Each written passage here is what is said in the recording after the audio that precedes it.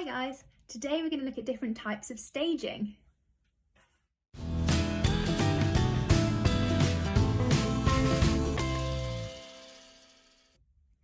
So the first type of stage we're going to look at is a proscenium arch stage. This is most likely the sort of stage you'd see if you go to see a production in a theatre, especially traditional theatre. It's where there's a stage and around it is like a frame. This is called the proscenium arch. You probably have seen this in the West End or a local theatre royal. I'm going to draw my proscenium arch theatre onto a diagram here.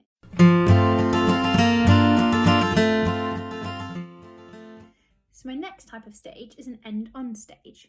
This is basically the same as a proscenium arch stage, except for it doesn't have that arch around it. Proscenium arch stages were used in Victorian times, and end-on stages came after that. I'm going to draw my diagram and then I'll show you.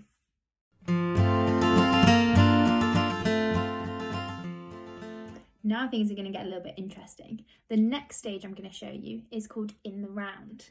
That means that the audience surround the stage and everyone looks into the middle. There are some local theatres, local to dramatise, that have this type of staging. The Orange Tree Theatre in Richmond is an in the round theatre, so you might have been able to visit there and see one of their productions where the acting and the action takes place in the middle of the stage and the audience surround them. Let me draw my diagram for you.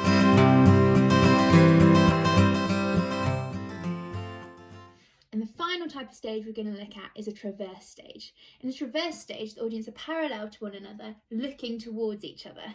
Let me draw my diagram. So you can see here are 4 types of stage. We're just going to explore those a little bit further. And for that, I need some volunteers. Here are my volunteers ready to try out different types of staging. So our audience are in position for our first type of stage. You can see they're all sat together at one end of the room. And if we pan round, you can see our first stage, the proscenium arch.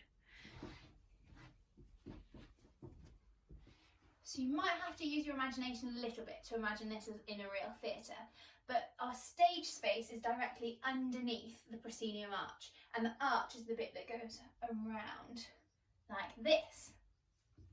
Our end-on stage has the puppets in the same position, and this time we don't have that big arch. The stage just comes forward and has its back. So for our end-on stage, you're not as confined within the arch and the action isn't framed in the same way. This could create a more intimate atmosphere between the audience and the actors. It just means it might feel like there's less between you when you're watching the show. Now we have theatre in the round. All of our audience are sat around the action, and this space in the middle is the stage. With theatre in the round, it's really hard work for the actor because the audience are surrounding them, so every side of your body has to be performing at all times, and it has to be interesting for the audience no matter where they're sat. It's a real challenge to come up with a good performance that's done in the round. And here's our traverse theatre with the audience facing each other. The example I always think of for traverse theatre is a fashion show where the catwalk happens down the middle and the audience are looking in from each side.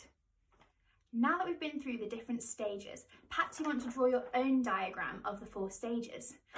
Perhaps you want to think about what performance you could put on in each type of staging. What would be really good? And what might be a little bit bad about each type of stage? Have a think. Bye!